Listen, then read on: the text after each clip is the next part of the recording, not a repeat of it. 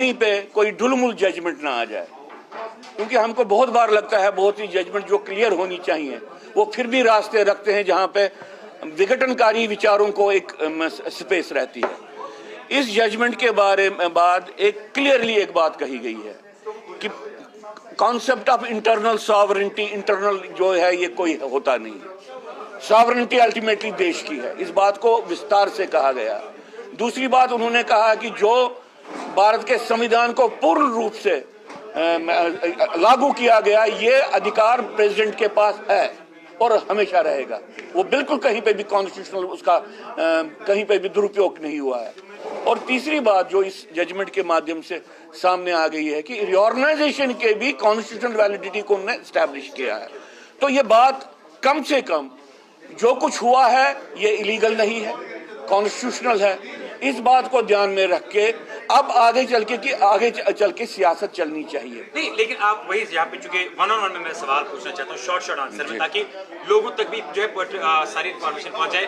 आपको याद होगा कई सारे रीजनल पार्टीज जो पिछले 60 साल 70 सालों से जम्मू कश्मीर को चलाते आए, नेशनल कॉन्फ्रेंस की बात करें, पीडीपी की बात करके, जिनका दावा भी ये था कि हम जनाब सुप्रीम मतलब आर्टिकल 370 और 35A को वापस लेकर ही आएंगे।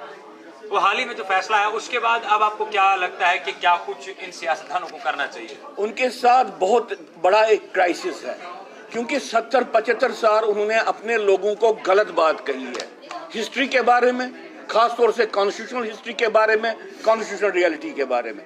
ये सबसे बड़ा विषय तो नेशनल कॉन्फ्रेंस के सामने है।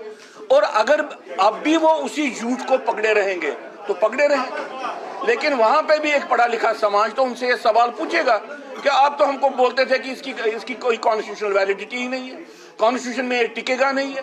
इतने साल आपने इस झूठ पे राजनीति की, वो कैसे चलेगा? वो तो पूछेंगे, और अगर नहीं पूछेंगे तो वहां पे राजनीति का हास होगा। मैं ये कहना चाहता हूं कि एक प्रक्रिया थी नेशनल कॉन्फ्रेंस की, अभी भी है, एक प्रक्रिया थी पीडीपी की और अभी भी है कि डेमोक्रेटिक प्रोसेस के भीतर संविधान के प्रति एक मौखिक या सिंबॉलिक कमिटमेंट दिखा के अंदर से एक विघटन की प्रक्रिया का निर्माण करें। वो अभी भी वही कर रहे हैं। सर, और एक सवाल मेरा आपसे है, अब चूंकि और एक डायरेक्शन आपने भी देखा होगा, सुप्रीम कोर्ट ने ही इलेक्शन कमीशन ऑफ इंडिया को दी कि जनाब 2024 सितंबर 30 से पहले या उस डेट तक जो है जम्मू कश्मीर के अंदर इंतखाबात कराए। अब जो जजमेंट सामने आया है, दोनों पहलू आपके सामने हैं। एक साइड से बीजेपी, जिनका मंशूर ये था, मैनिफेस्टो ये था, और उन्होंने साफ तौर पर कहा कि जनाब हम आर्टिकल 370 को एब्रोगेट करके ही देंगे, और हाल ही में सुप्रीम कोर्ट का फैसला भी आया। दूसरे साइड में रीजनल पार्टीज जिनकी ऑलरेडी फेथ जम्मू कश्मीर के अंदर थी।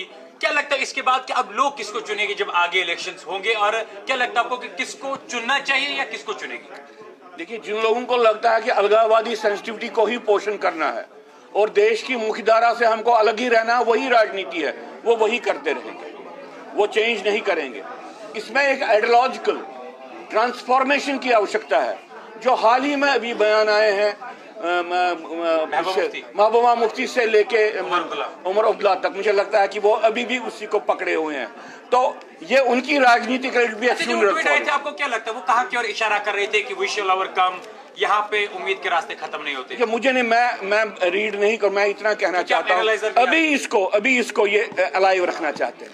अलगाववादी बात को एक सेक्युलर कंट्री में एक मुस्लिम स्टेट बनाया जा सकता है, इस बात को जिंदा रखने की अभी भी एक कल्पना है जो वो कर रहे हैं, ये कामयाब नहीं होगी। तो आखिर में आप लोगों के लिए कुछ कहना चाहेंगे, क्योंकि कश्मीरी पंडित होने के नाते, पार्ट ऑफ कश्मीर होने के नाते, कश्मीर के साथ साथ कई सारे ऐसे मुल्क या पर्टिकुलर इंडिया की बात करें जहां पे हमारे अपने कश्मीरी पंडित भाई बहन अभी भी रह रहे हैं, जो कश्मीर से उस वक्त जो कुछ भी हुआ। आपसे मेरा सवाल है कि कोई मैसेज भारत सरकार के लिए आप देना चाहेंगे किसी भी चीज को लेकर, इस पर्टिकुलर इस कम्युनिटी को लेकर? इस जजमेंट के माध्यम से जो जिस जजमेंट में कमिट किया है जस्टिस कोल ने, उसने माना है कि फोर्स्ड माइग्रेशन थी, ये वॉलंटरी माइग्रेशन नहीं थी। जान को बचाने के लिए, अपने माल को बचाने के लिए लोग निकले वहां से, ये बात इसने कही है।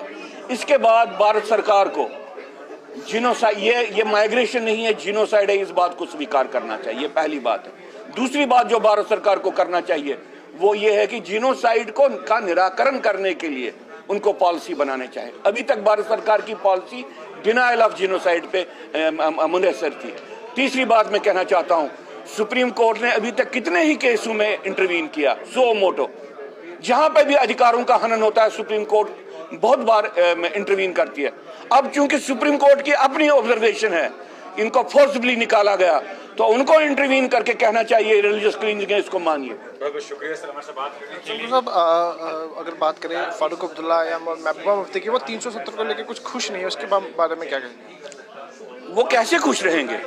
उनकी अलगाववादी राजनीति का, एक डेमोक्रेसी में अंदर से काम करके उस डेमोक्रेसी को अंदर से तोड़ने की जो प्रक्रिया का, उससे तो उसका खनन होता है, उसका ह्रास होता है, वो कैसे खुश होंगे? उनकी विघटनकारी राजनीति का इससे नुकसान होता है, वो कैसे खुश होंगे? उनका दुखी होना स्वाभाविक है। मैं तो इतना ही समझता हूं कि पढ़े लिखे लोग हैं, अब इस जजमेंट के बाद अपनी राजनीति को रिकैलिब्रेट, चेंज करते, सोचते कि दुनिया किसी और दिशा में जा रही है। लगता है, दुख की बात है कि वो अभी अभी पुरानी ही राग अलाप रहे।